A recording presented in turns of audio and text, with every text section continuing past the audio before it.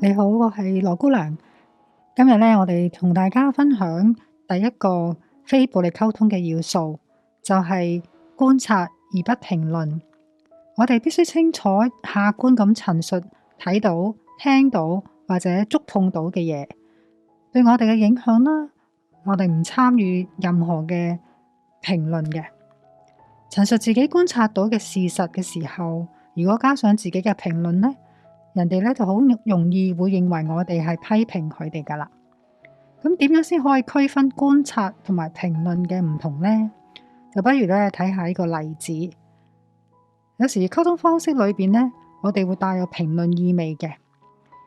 阿媽就話：阿仔啊，你就係總係拖拖拉拉嘅。阿媽咁樣講呢，係帶有評論嘅觀察。如果我哋冇帶評論嘅觀察係點講呢？可以話：阿仔啊，你等到考試前一晚先開始睇書嘅話呢，咁就係一個觀察啦，而唔評論佢拖拖拉拉。所以我哋要注意啦，我哋用咩字眼去表達我哋嘅觀察呢？例如我哋話從來啊、總係啊、每一次啊，都係咁嘅時候呢，就係帶評論嘅觀察。例如呢，太太好想先生幫忙嘅時候，佢就話：先生，你從來都唔幫我，當我要你幫嘅時候。咁點樣區分嘅觀察而唔評論呢？咁太太可以話：今次或者你而家唔得閒啫。有另一個例子呢，太太就話俾老公聽：你好少掛住我嘅心意去做一啲嘢。但如果我哋話觀察唔評論嘅話，太太可以話：之前呢，我有3次提醒咗你做某個活動，但係你呢都話唔想去。咁我哋呢再睇下多少少嘅例子啦。將觀察而唔評論嘅，例如呢，可能聽到先生昨天莫名其妙咁樣嬲咗我。如果我哋話莫名其妙，就係總係帶點一點評論嘅。咁呢，認為推測先生有一種可能係感到委屈啊、害怕同埋可能唔想願意做先至會咁樣嘅啫。咁當我哋陳述觀察唔帶任何評論都可以話：先生，你呢話俾我聽，琴日發脾氣，但係唔知道點樣表達。仲有一個例子呢，就係仔女同埋阿媽媽嘅喎。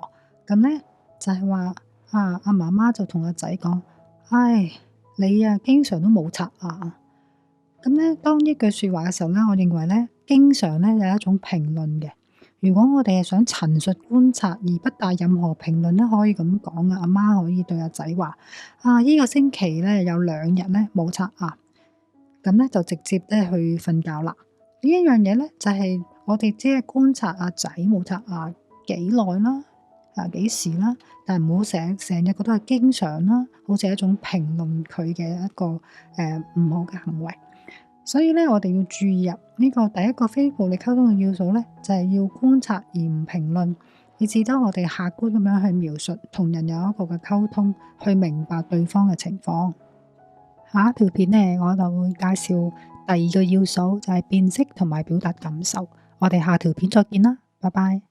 賽馬會再思婚姻伴孩成長計劃嘅宗旨係支援掙扎緊係咪離婚嘅夫婦。希望可以俾夫婦重新檢視婚姻，減少怨恨，作審慎嘅離合抉擇，從而減低對夫婦同孩子嘅傷害。詳情可以瀏覽我哋嘅 Facebook、YouTube、Instagram 或者打27827560了解更多啊！鍾意我哋呢條片，記得 Like、Share 同埋訂閱我哋嘅頻道。我哋下條片再見。